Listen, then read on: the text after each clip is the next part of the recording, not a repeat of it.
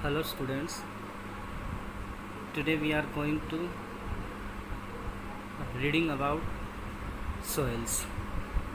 हमारा जो इस चैप्टर के अंदर जो विषय रहने वाला है, टॉपिक है, वो है सॉइल, मृदाएं।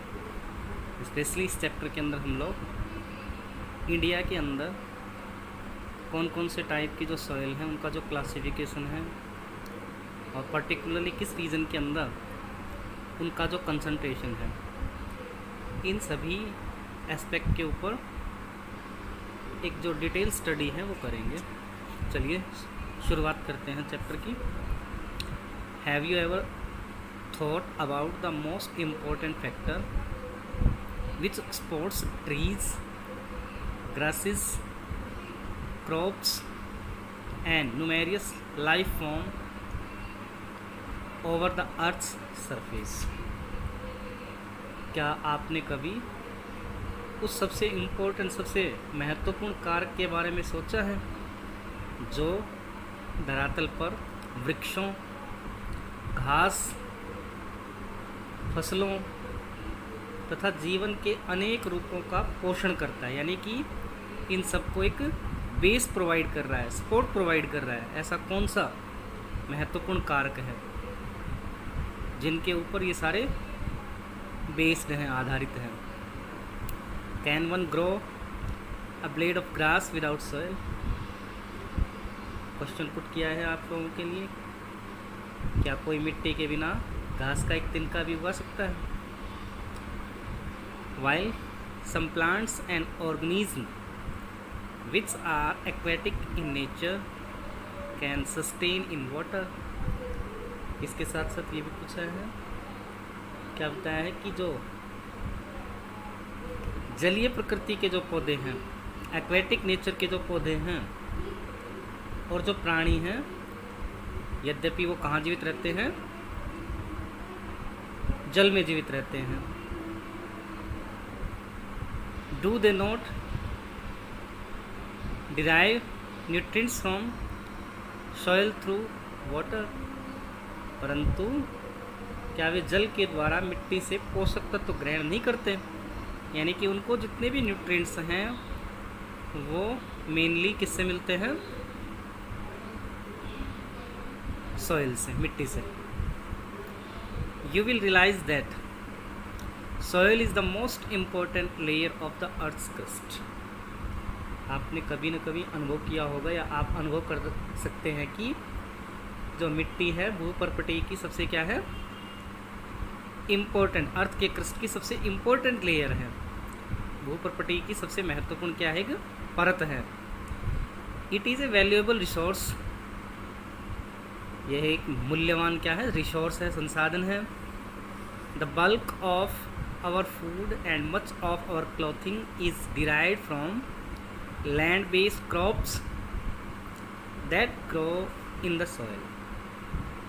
हमारा जो अधिकांश जो भोजन है, वस्त्र है, मिट्टी में उगने वाली भूमि आधारित फसलों से ही, लैंड बेस्ड जो क्रॉप है उन्हीं से हमें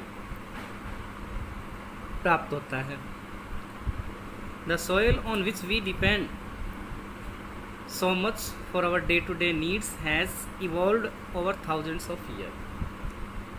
अब इस मिट्टी के बारे में बताया कि जो हमारी जो डेली जो रिक्वायरमेंट्स हैं, दैनिक आवश्यकताओं की जो पूर्ति है, इस पूर्ति के लिए हम जिस मिट्टी पर निर्भर करते हैं उसका जो विकास है हजारों वर्षों में होता है। यानी कि उस मिट्टी का जो विकास है उसके लिए हजारों वर्ष लग जाते हैं। The various agents of weathering and gradation have acted upon the parent rock material to produce a thin layer of soil। अब क्या क्या बताए हैं कि कुछ वेरियस एजेंट्स हैं, जैसे कि वेदरिंग है, अपक्षय, यानी कि फिजिकल जो फैक्टर्स हैं वो मिट्टी को छोटे छोटे बारीक टुकड़ों के अंदर काटने लगते हैं, इसको कहा गया वेदरिंग। उसके बाद है ग्रेडेशन, ग्रेडेशन मतलब क्रमण। Have acted upon the parent rock material, यानी कि अपक्षय और क्रमण के विभिन्न कारक क्या करते हैं? जनक सामग्री पर कार्य करके मृदा की एक पतली परत का निर्माण करते हैं। पेरेंट रॉक मटेरियल का क्या कर रहे हैं, निर्माण कर रहे हैं। इससे फिर क्या है, एक पतली सी लेयर बनती है। एक बार फिर से समझिए इसको कि बहुत सारे जो एजेंट्स हैं जो वेदरिंग और ग्रेडेशन वाले, जिनसे क्या होता है, मिट्टी का छोटे छोटे टुकड़ों के अंदर जिस तरीके से नदियाँ हिमालयन रीजन से निकलती हैं, उस रीजन से निकलने के बाद उनका जो फ्लो होता है हमेशा डाउन स्ट्रीम होता है, नीचे की तरफ होता है। अब वो बहती बहती क्या करेंगी, कंटिन्यूली जैसे ही वो फ्लो करती हैं तो पानी क्या करता है, उस पत्थर के ऊपर लगातार अगर टकराएगा तो वो पत्थर पहाड़ी एरिया का वो टूटने लगेगा। साथ साथ आप सभी को पता है हिमालयन रीजन क्या है, न्यू फोल्ड माउंटेन है, यानी कि नए पर्वत हैं। अभी क्या है, ये अभी इनिशियल स्टेज के अंदर से गुजर रहे हैं, तो इस वजह से वहाँ से बहुत सारा डिपॉजिट उनके साथ बह निकलता है। लास्ट में नदियाँ क्या करती हैं, उस डिपॉजिट को लाकर मैदानी एरिया के अंदर इकट्ठे करती रहती हैं। इस तरीके से क्या है, सॉइल का फॉर्मेशन हो रहा है। इसके अलावा दूसरे और भी फैक्टर हैं, स्पेशली ह्यूमस एक क्रूशियल रोल प्ले करता है मिट्टी के निर्माण के लिए। तो इनिशियल स्टेज के अंदर पेरेंट रॉक बनती है, उन पेरेंट रॉक से फिर क्या है, एक थिन लेयर बनती है सॉइल की। इसके बारे में हम लोग डिटेल से जानेंगे आगे देखिए नेक्स्ट पैराग्राफ में क्या आता है। अब सॉइल है क्या, soil is the mixture of rock, debris and organic materials which develop on the earth surface. मिट्टी क्या है, मृदा, शैल, मलबा और जो जैव सामग्री है उसका एक क्या होती है, मिश्रण होती है, मिक्सचर होती है। Which develop on the earth surface, जिसका विकास कहाँ हो रहा है, पृथ्वी की सतह पर ये विकसित होती है। ध्यान से देखिए कि मृदा एक्चुअल में क्या है, शैल, मलबा और जैव सामग्री का एक मिश्रण है जो पृथ्वी की सतह पर क्या हो रही है, विकसित हो रही है। The major factors affecting the formation of soil are, अब जो मुख्य जो कारक हैं जो मिट्टी के निर्माण की प्रक्रिया को प्रभावित कर रहे हैं वो कौन कौन से हैं, relief, parent material, climate, vegetation and other life forms and time. मिट्टी के निर्माण के अंदर यानी कि मिट्टी के निर्माण को प्रभावित करने वाले जो महत्वपूर्ण कारक हैं कौन कौन से बताए हैं। सबसे पहले तो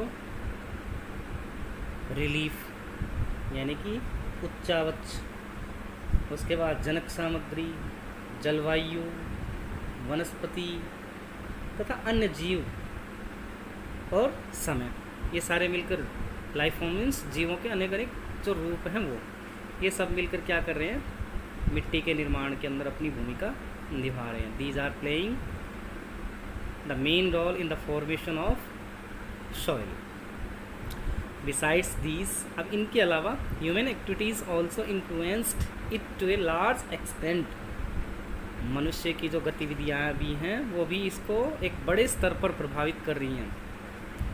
components of the soil are mineral particles, humus, water and air.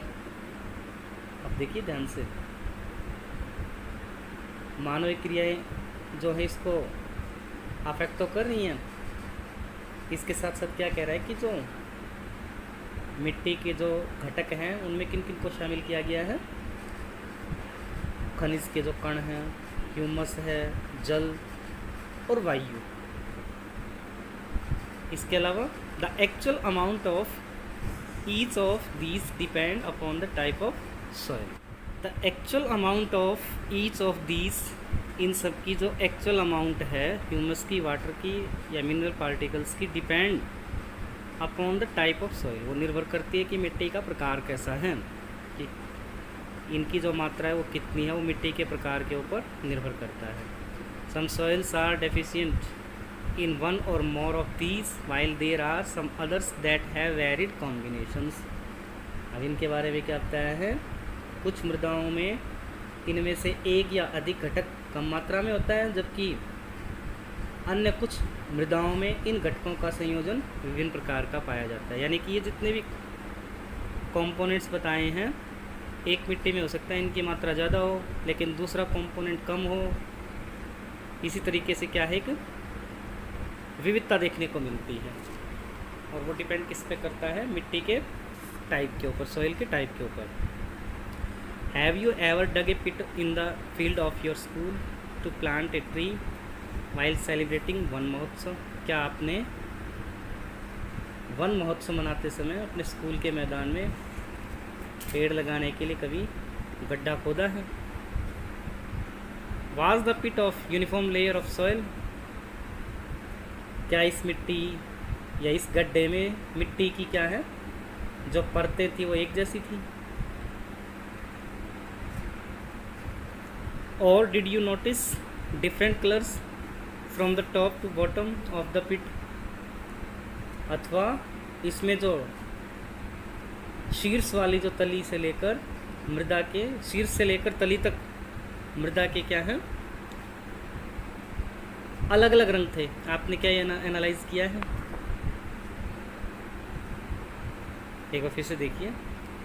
Was the pit of uniform layer of soil और did you notice different colour from the top of to the bottom of the pit? क्या इस गड्ढे में मिट्टी की जो परतें थी एक जैसी थी, अथवा इसमें टॉप से लेकर बॉटम तक जो मिट्टी का जो कलर था वो एक जैसा था या अलग अलग था? If we dig a pit on land and look at the soil, यदि हम भूमि पर एक गड्ढा खोदें और मिट्टी को देखें, वी फाइंड दैट, हम ये पाएंगे, इट कंसिस्ट ऑफ 3 लेयर्स, कि इसमें मिट्टी में क्या है, हमें 3 परतें दिखाई देती हैं, विच आर कॉल्ड हॉरिजन। और इन्हीं तीनों परतों को क्या कहा गया है, संस्तर कहा गया है, हॉरिजन कहा गया है। Horizon A is the topmost zone. इन तीनों को याद कर लीजिए आप लोग कि जो हॉरिजन ए है या संस्तर लेयर 1 है, उसके बारे में बताया ये कैसी है, is the topmost zone, सबसे ऊपरी जो खंड होता है, ऊपरी हिस्सा होता है, विद द मिनरल मैटर। अब इसमें क्या है, खनिज पदार्थ पाए जाते हैं, न्यूट्रिएंट्स पाए जाते हैं और वाटर होता है, which are necessary for the growth of plant. यानी कि ओरिजिन ए क्या है, बड़ी क्रूशियल मानी गई है किसके लिए, प्लांट की ग्रोथ के लिए, क्योंकि इसके अंदर क्या है, मिनरल मैटर है, न्यूट्रिएंट्स हैं, वाटर हैं। ये सारी चीज़ें क्या है, पौधे की जो वृद्धि है उसके लिए अनिवार्य बताई गई हैं। जबकि हॉरिजन बी क्या कहती है, या हॉरिजन बी के अंदर हम लोग क्या देखते हैं, horizon B is the transition zone between the horizon A and horizon C. अब क्या होता है, हॉरिजन ए और सी के बीच में कौन सी लेयर है, horizon B, and contains matter derived from below as well as from above. अब क्या होता है इसके बारे में, इसमें नीचे व ऊपर दोनों से इसको जो जरूरी पदार्थ हैं वो मिलते रहते हैं, जोन ए से और जोन बी से। It has some organic matter in it, हालांकि इसके अंदर क्या है, इसके अंदर ऑर्गेनिक मैटर होते हैं, although the mineral matter is noticeably weathered. यद्यपि क्या कहा है, खनिज पदार्थों का यहाँ जो वेदरिंग है या अपक्ष है साफ साफ दिखाई देता है यहाँ। Horizon C is composed of the loose parent material. जबकि हॉरिजन सी के बारे में क्या बताया है, संस्तर सी के बारे में क्या बताया गया है कि जो सी संस्तर की रचना किस प्रकार से होती है, जो लूज पेरेंट रॉक हैं, यानी कि जो ढीली जनक सामग्री है उससे इसका निर्माण हो रहा है। This layer is the first stage in the soil formation process and eventually forms the above 2 layers. ध्यान से देखिए इसके बारे में क्या बताया है कि ये सी जो स्तर है, इस सी स्तर के बारे में क्या बताया है, ये मिट्टी निर्माण की प्रक्रिया में प्रथम अवस्था होती है, यानी कि यहीं से शुरुआत होती है मिट्टी के निर्माण की। और लास्टली क्या होता है, ऊपर की 2 जो परतें हैं, क्या कह रहे हैं, stage in the soil formation process and eventually forms the about 2 layers, यानी कि ऊपर की जो 2 लेयर है, ए और बी लेयर है, इसी से बनती है, इससे ओरिजिन सी से। This arrangement of layer is known as the soil profile. आप ध्यान से देखिए, इसी व्यवस्था को, परतों की इसी व्यवस्था को क्या कहा गया है? मृदा परिच्छेदिका, या दूसरा नाम क्या दिया इसको? Soil profile. एग्जाम के अंदर पूछ लेता है सॉइल प्रोफाइल क्या है, कि ये जो तीनों लेयर है ए, बी और सी, इनकी जो व्यवस्था है, अरेंजमेंट है, इसको क्या कहा गया है? Soil profile. Underneath these 3 horizon is the rock which is also known as the parent rock और द बेड रॉक। अब इनके बारे में क्या बताया है? इन 3 संस्तरों के नीचे एक चट्टान होती है, जिसे क्या कहा गया है? जनक चट्टान, या बेस प्रोवाइड करने वाले, आधारी चट्टान इसको कहा गया, bed rock. Soil which is complex and varied entity has always drawn the attention of the scientists. अब क्या कह रहा है ये? मृदा जिसका एक जटिल तथा भिन्न अस्तित्व है, हमेशा से ही मृदा वैज्ञानिकों को अपनी ओर आकर्षित करती रही है, यानी कि इसकी जो फीचर हैं, उन फीचर्स की वजह से साइंटिस्ट इसकी तरफ अट्रैक्ट होते रहते हैं। In order to understand its importance, अगर मृदा के महत्व को समझना है, it is essential to attempt a scientific study of the soil. तो अनिवार्य क्या है कि मृदा का वैज्ञानिक अध्ययन, साइंटिफिक वे के अंदर स्टडी की जाए इसकी। Classification of soil is an effort to achieve this objective. अब इसी लक्ष्य को प्राप्त करने के लिए, कि अगर इसका वैज्ञानिक अध्ययन किया जाना है, तो इस लक्ष्य को प्राप्त करने के लिए क्या करना होगा? क्लासिफिकेशन करना होगा। किसका? इस सॉइल का। चलिए देखते हैं क्लासिफिकेशन ऑफ सॉइल। एग्जाम के पॉइंट ऑफ व्यू से इम्पोर्टेंट पैराग्राफ बनता है। देखिए सबसे पहले, India has varied relief features. Bharat में विभिन्न प्रकार के क्या हैं? रिलीफ फीचर देखने को मिलते हैं, उच्चावच देखने को मिलते हैं। Landforms, climatic real and vegetation types, जलवायु, परिमंडल तथा वनस्पतियाँ यहाँ पाई जाती हैं। These have contributed in the development of various types of soil in India. इन्होंने ही क्या किया? भारत में अनेक प्रकार की जो मिट्टी है, कौन कौन सी चीज़ें? एक तो landform, relief feature, climatic real and vegetation type, इन सब ने क्या किया है? अनेक प्रकार की जो मिट्टियाँ हैं उनके विकास में, डेवलपमेंट में अपना योगदान दिया है। These have contributed in the development of various types of soil in India, यानी कि भारत में विभिन्न प्रकार की जो मिट्टियाँ हैं उनके विकास में इन्हीं फैक्टर्स ने क्या किया है? महत्वपूर्ण भूमिका निभाई है। इन ancient times soils used to be classified into 2 main groups। प्राचीन समय में मिट्टी को मुख्यतः 2 वर्गों के अंदर विभाजित किया गया था। कौन कौन से थे वो? सबसे पहले उर्वरा एंड उशरा। उर्वर भूमि यानी कि उपजाऊ भूमि, और उसर जिसके अंदर उपजाऊपन नहीं होता। विच वर फर्टाइल एंड सेट्राइल, यानी कि एक तो क्या थी? उपजाऊ थी, दूसरी बंजर थी respectively. In the 16th century AD, 16वीं शताब्दी के अंदर, soils were classified on the basis of their inherent characteristics and external features. क्या किया गया 16वीं शताब्दी में? मिट्टी का जो वर्गीकरण था, उसकी जो सहज विशेषताएं थी तथा बाह्य जो लक्षण थे, बाह्य लक्षण कौन कौन से, बाहरी लक्षण कौन कौन से, जैसे टेक्सचर है उसका, कलर है, स्लोप ऑफ लैंड है and moisture content in the soil, इनके आधार पर किया गया सॉइल का जो क्लासिफिकेशन था। Based on texture main soil types were identified as. अब टेक्सचर के आधार पर या गठन के आधार पर मिट्टी को किस किस प्रकार से पहचाना गया है? Sandy, clayey, silty and loam etcetera. यानी कि गठन के आधार पर जो मृदा के मुख्य प्रकार थे वो कौन कौन से थे? सैंडी मीन्स बलुई, बलुई, मृन्मय, पानसु और दोमट मिट्टी।